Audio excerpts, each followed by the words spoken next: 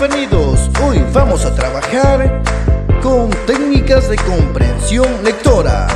Antes de empezar a explicar las técnicas de comprensión lectora desde la más fácil hasta la más compleja, recordemos asuntos básicos y conceptos necesarios. Por ejemplo, ¿qué es la lectura? La lectura se conoce como la interpretación. ¿Interpretación de qué? Sí, de un texto. Y en semiótica la lectura es la interpretación o descodificación. Sí, la descodificación de los símbolos usados en cualquier tipo de lenguaje. La lectura tiene como tal 3 niveles de comprensión. Estos 3 niveles de comprensión son literal, denotativo, el cual expresa o pretende que tú conozcas lo que exclusivamente está escrito en el texto. Es el nivel más elemental de la lectura. De ahí tenemos el inferencial connotativo, que es el nivel número 2, y es interpretar o conocer o deducir lo que no está escrito en el texto. Y de ahí tenemos el crítico extrapolativo, que ya necesita que el lector tenga un juicio de valor de lo que lee. De ahí es importante que sepa leer bien para poder opinar de lo que está leyendo o de lo que ha leído. Perfecto.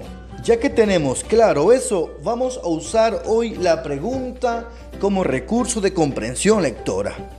Usaremos preguntas para la lectura literal, donde solo vamos a obtener información que está en el texto. Preguntas para la lectura inferencial, que buscaremos la interpretación de lo que no está escrito. Y preguntas para la lectura crítica, para desarrollar un juicio valorativo en las cosas y en lo que leemos. A continuación te presentaré algunos formatos o modelos de preguntas.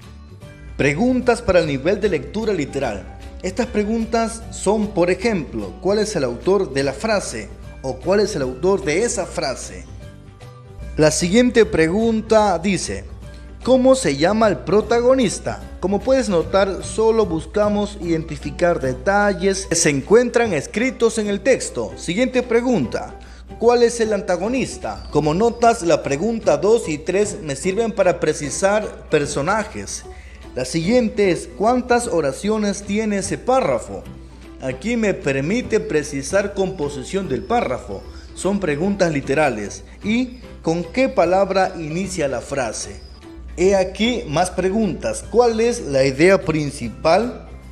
También podría ser, ¿cuáles son las ideas secundarias? ¿Existen palabras oxítonas, es decir, agudas? Para que tú puedas elaborar cualquier tipo de pregunta literal, ten en cuenta lo siguiente, que las preguntas deben estar elaboradas para obtener información que sí está escrito en el texto. Muy bien, avancemos. Preguntas para el nivel de lectura inferencial. Estas preguntas pretenden establecer relaciones entre las partes del texto e inferir lo que no está escrito. Ejemplo de preguntas son las siguientes. ¿Cuál sería un final alternativo de esa obra?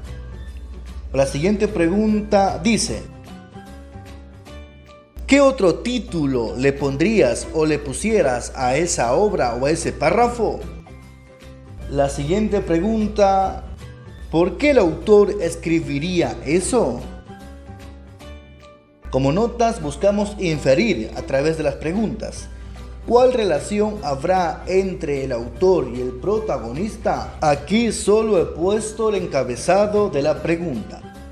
¿A qué conclusión llegaste después de leer el documento? Son preguntas inferenciales. Muy bien, preguntas para el nivel de lectura crítico o crítica.